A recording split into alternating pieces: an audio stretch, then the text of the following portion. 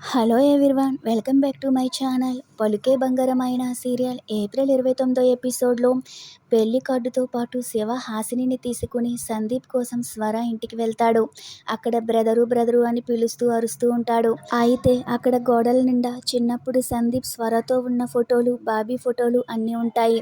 అవన్నీ చూసిన హాసిని ఇది చూస్తే శివకి నిజం తెలిసిపోతుందని భయపడిపోతూ ఉంటుంది.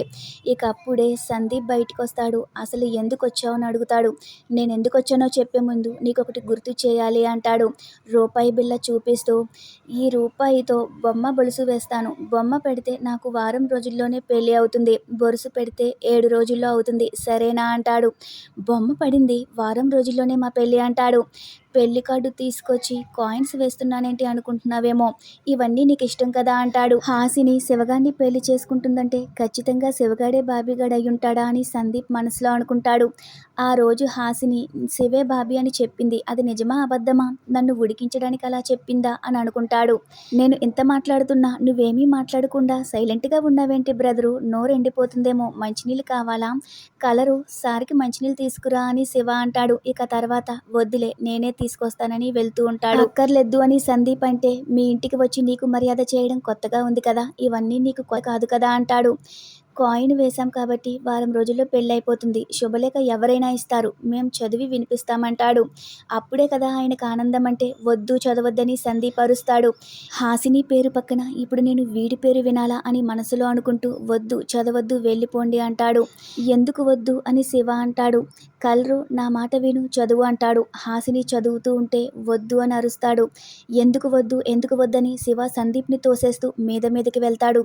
అప్పుడే అనుకోకుండా గోడ మీద ఉన్న బాబీ చిన్నప్పటి ఫోటోలు, సందీప్తో స్వర ఉన్న ఫోటోలు అన్నీ ఇంట్లో ఉండటం చూసి షాక్ అయిపోతాడు. చాలా ఎమోషనల్ అయిపోతాడు.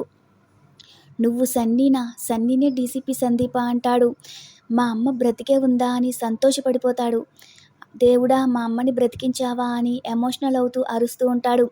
అమ్మ దొరికేసింది అంటాడు. కలరు మా అమ్మ దొరికేసింది అంటాడు. హాసినికి చెప్తున్నావా, ఇంతకన్నా పెద్ద కామెడీ ఇంకోటుందా అని సందీప్ అంటాడు. తనకి ఎప్పుడో తెలుసు అంటాడు. నేను సన్నీ అని కూడా తెలుసు, మా అమ్మ స్వర అని హాసినికి ఎప్పుడో తెలుసు అంటాడు సందీప్. నేను చెప్పింది అబద్ధమని నీ కలర్తోనే చెప్పించుకో అంటాడు. దేవత అంటావు, నీ దేవత ఎందుకు చెప్పలేదో నువ్వే అడుగు. నేనే సన్నీ అని తెలుసు, మా అమ్మే అమ్మాయి మేడం అని తెలుసు, మరెందుకు చెప్పలేదు అంటాడు. ఇక శివ హాసినిని మా అమ్మ గురించి నీకు తెలిసి కూడా చెప్పలేదా అని నిలదీస్తాడు. ఎందుకు దాచావు అంటాడు. నీకు తెలియని ఇంకా చాలా ఉన్నాయి, అందరికీ తెలుసు, నువ్వే చీకట్లో బ్రతుకుతున్నావని సందీప్ శివని రెచ్చగొట్టేలా మాట్లాడతాడు. ఇక వెంటనే శివ హాసినితో, ఇది చాలా తప్పు కలరు, మా అమ్మ గురించి నా దగ్గరే దాస్తావా, నీ సంగతి చెప్తానని హాసిని చేయి పట్టుకుని బలవంతంగా బయటికి తీసుకెళ్ళిపోతాడు. ఇక సందీప్ ఆ పెళ్లి కార్డు చూస్తూ ఇక మనసులో అమ్మ లేకపోవడం మంచిదయిందని అనుకుంటూ ఉంటాడు. పెళ్లి కార్డు చదివి కోపంతో రగిలిపోతూ ఉంటాడు. బయటకు వచ్చాక శివ హాసినితో ఎందుకు ఇలా చేశావని అడిగితే హాసిని చెప్పబోతూ ఉంటే లాగిపెట్టి చెంపదెబ్బ కొడతాడు. నీ మీద గౌరవంతో నేను ప్రేమించిన కైలా నువ్వు కాదని ముందు అనుకున్నా సరే, జనవరితో నువ్వు చెప్పావని పెళ్లి కొప్పుకున్నాను. నిన్ను ఇంత గౌరవిస్తే ఇంత ఘోరంగా నన్ను ఎలా మోసం చేశావు, అమ్మ ఎవరో తెలిసి చెప్పకుండా ఇంత మోసం చేశావా అని అంటాడు. నేను అమ్మ అని బాధపడుతూ ఉంటే, అమ్మ చనిపోయిందని నీకు చెప్తూ ఉంటే వింటూ నిజం చెప్పకుండా వేడుక చూసావా అంటాడు. మా అమ్మ గొలుసు నీకు ఇచ్చినప్పుడు కూడా నువ్వు ఈ విషయం ఎందుకు దాచావు అని అడుగుతాడు.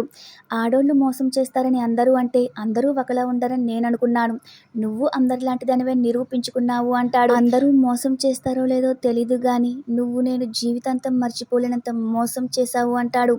ఎన్ని నిద్రలేని రాత్రులు మా అమ్మని తలుచుకుని బాధపడ్డానో, నువ్వు నా దగ్గర నిజం దాచి మోసం చేశావు, ఇంత రాతి గుండెగా నీది ఎలా మారిపోయింది అంటాడు. నేను చెప్పేది విను అని హాసిని అంటున్నా సరే నేను వినను, నువ్వు మోసం చేశావు, నా దగ్గర నిజం దాచావు అంటాడు. ఇక వెంటనే కోపం వచ్చి హాసిని శివని కొడుతుంది.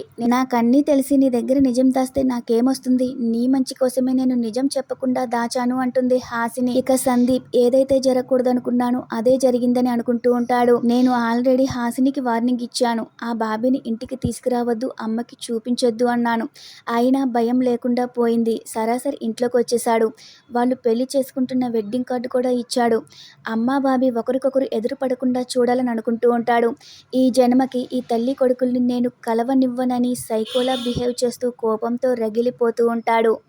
ఇంతటితో పలుకే బంగారమైన సీరియల్ ఏప్రిల్ 29 ఎపిసోడ్ పూర్తయిపోతుంది.